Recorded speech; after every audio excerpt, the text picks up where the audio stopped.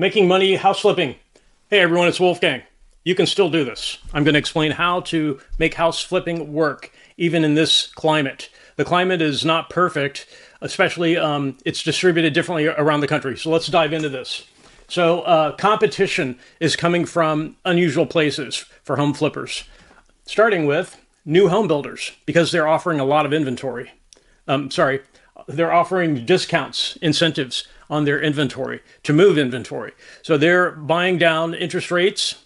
They are cutting the price of their already built homes. So in some areas, not all, the home builders are aggressively selling.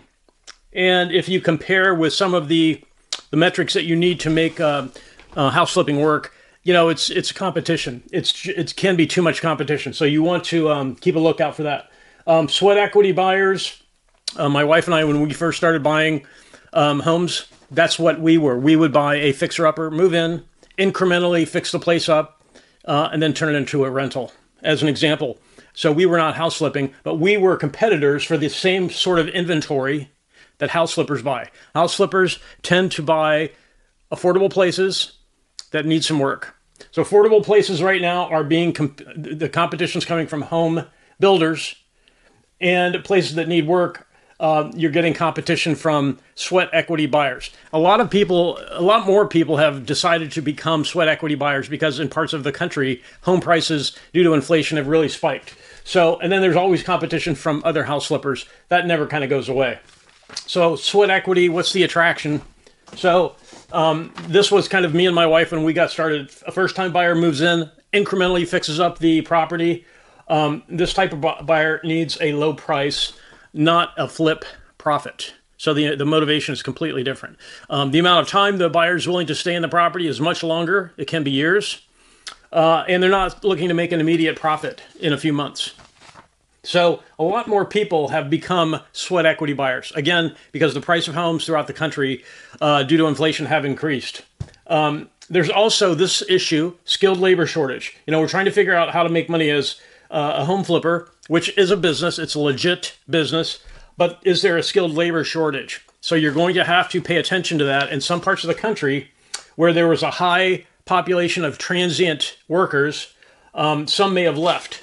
Some may have left the area or the U.S. entirely. So you have to, just keep your eyes open for that problem. If there were a lot of skilled laborers who are no longer available, your skilled labor cost will increase, and there will be sort of a time delay to book skilled labor, maybe, because they're in demand, much more in demand than normal, because the transient population is gone or has decreased.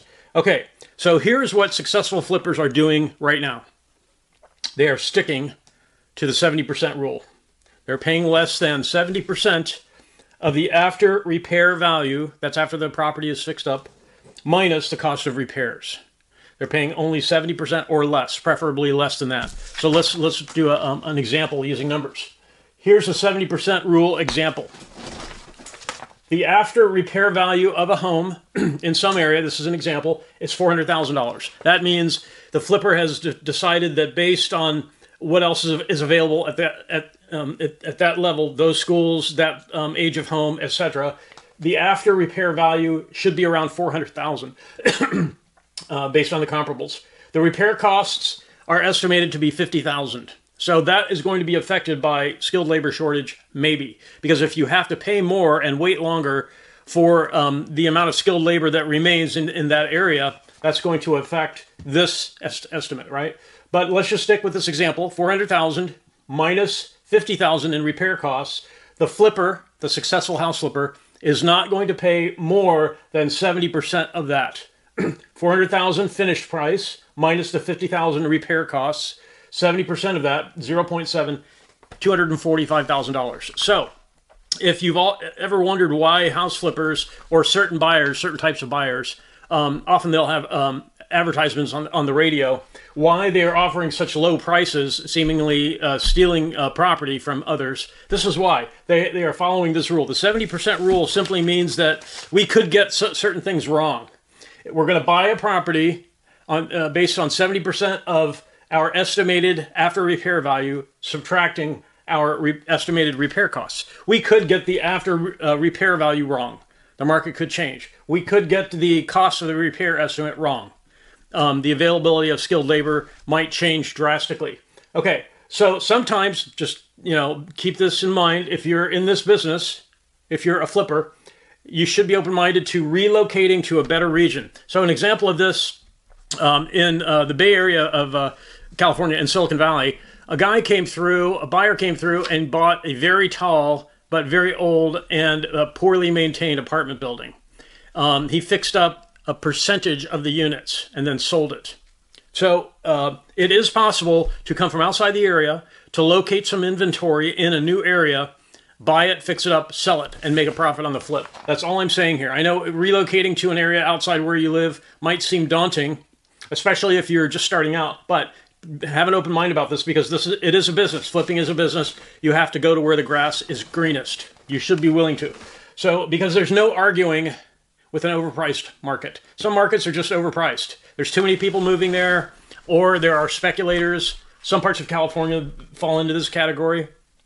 Flipping is a business. You have to treat this like a business. You've got to be able to make money on the 70% of the after repair value minus the cost of the work. You've got to be able to make a profit on that. If that means moving to an area where there's a better market, a balanced market, which I'm going to explain what a balanced market is in a short while here. Okay, so just keep this in mind: the relocating to a better area. Example: parts of the country, Arkansas, parts of Arkansas like Fayetteville, North Carolina.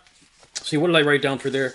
North Carolina, Charlottesville, parts of Virginia, parts of Mississippi, parts of New Mexico, as an example. Parts of the Midwest, there seems to be some activity there. I think it's because people, they look at the prices and they think it's a no-brainer. Prices are so much lower than the areas of the country that have been bid up significantly. So here's what to look for besides example areas and relocating. Here's what to look for and what to avoid if you are a flipper running a business, right? Because flipping is a business. It's you're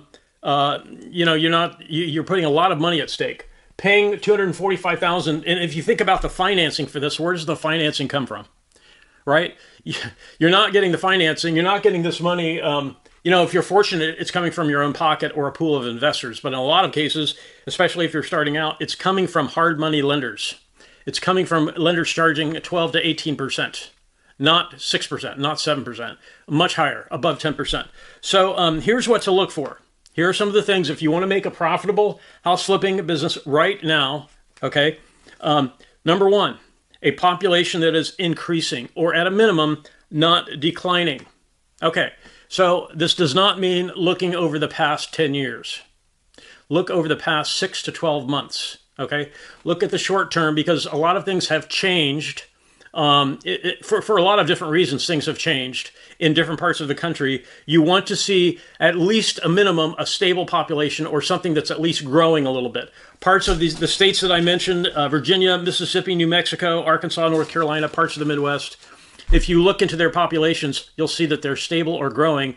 Parts of California and parts of the desert Southwest are declining. And you can see that if you look at the data for those areas. So number one, you want to look for a population that is increasing or minimum not declining. Number two, decent school system. Because if the school system is at least decent or better, parents will buy in those areas. If the school system is poor, parents, that particular type of buyer, will not buy. Okay? So if you're selling a flipped home, right, you want to be able to have as big an audience as possible, as large a buyer pool as possible to buy the flipped home to make your profit. And you do not want to buy in a distressed area that has a very poor school system, because you'll lose all the parents. Okay. Number three, you want to look for 90 days or less average time on market for sellers. Really crucial, because again, when you borrow this money, this $245,000, you're not paying 6% or 7% like normal home buyers are paying. You're paying well over 10%, depending on the situation that you're in. And how much of a track record. I mean, if you've got an extensive track record and you have a list of hard money lenders you've been working with for a number of years, okay, maybe you're going to get 11, 12%. But if you're fairly new, paying 18% right now would not be unusual. So 90-day or less time on market for sellers. If the home is for sale, you need to see evidence. Look at the statistics, the home sales statistics for that area. 90 days or less average time on market for sellers. Okay, number four, super critical. Pay attention to this one. A 12-month history of increasing home prices. What that means is you're not seeing a sudden drop in home prices. Is that happening in some parts of the country? Yes, it is, right? Because when the new government, as an example, came in, I think it was in the Washington area where a lot of people were being displaced. The new government came in, the old government was leaving. You want to look for 12 months, 6 months, if you really want to nail it, of increasing home prices, not decreasing home prices. You generally, if you look at the most recent 12 months, you want to see stable home prices or increasing home prices. And number 5, you want to buy in a region, area, or city that has inventory, right? So if you buy close to the coast, most of the coastal areas in this country were built out a long time ago, and there's not much land left. The land is expensive. In the central part of the country, the Midwest, there's a lot more open space that has not been developed. So guess where the inventory is not going to be found for flipping? It's hard to be a flipper on the coasts, in the coastal areas. That's not universally true, but generally you want to find an area where there is enough flipper type of inventory. So this means dated homes that need some updating, right? May need some repair.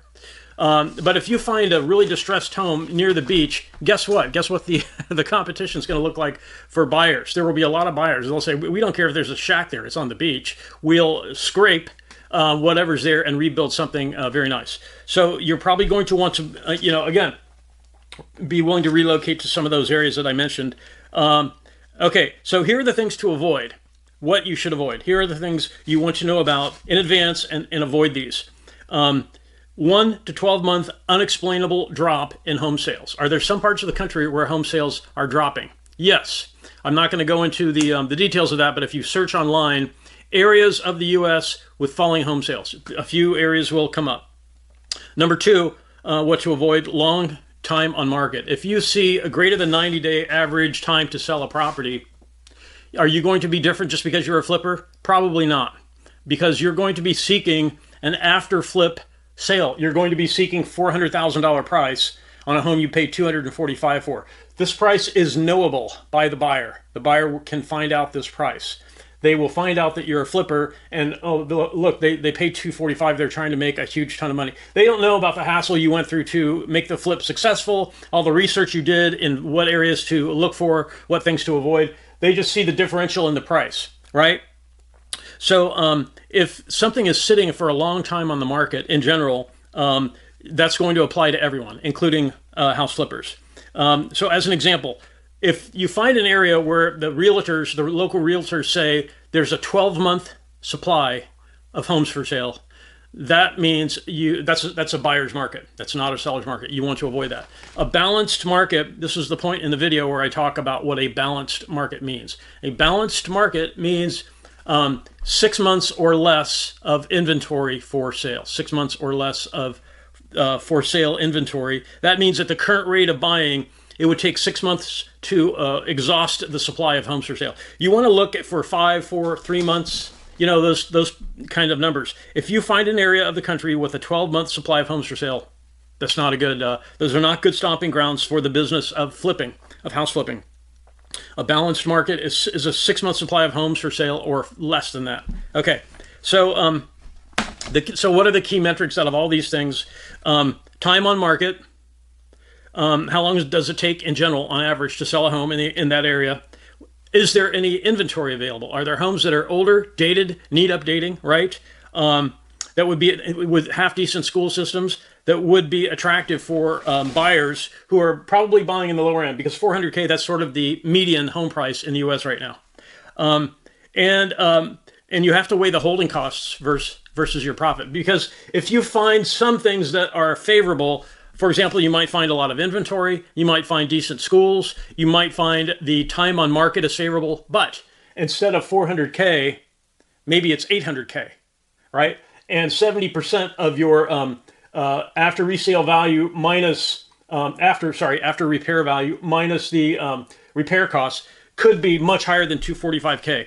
If you're sitting there holding a hard money loan with that much of a loan, maybe it's okay if you find that you find great schools, you find very favorable conditions for sellers. Maybe it's more of a seller's market. There are parts of the country, the Northeast, for example, I believe parts of that's a seller's market. There is give and take in some of these metrics, but in general, if you're a first-time home flipper, a 400K median price is probably safe if you can find inventory. I'm thinking it's going to be the Midwest. It's going to be one of these states. Also, Arkansas, North Carolina, Virginia, parts of Mississippi, parts of New Mexico.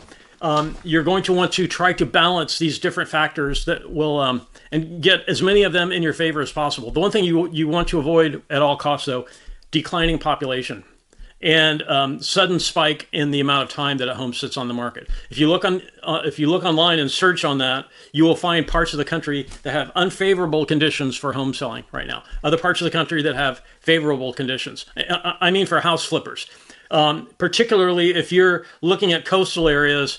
Are you going to be able to house flip in coastal areas? Maybe, but you're probably not looking at this kind of price range. You're probably looking at higher prices because those are more desirable areas. So if you have any questions about this, I guess probably the most important takeaway is a willingness to be open-minded about relocating. If you're younger, it's a chance to see parts of the country that you haven't seen before. If you're older, maybe it's not as feasible. I don't know. But at least have an open mind about this part. Be willing to relocate to a better area that can meet these demands, these metrics, what to look for and what to avoid. If you have any questions, please post in the comments. I'd be more than happy to answer any questions you have. And I really want to thank everyone for watching. Have a great day.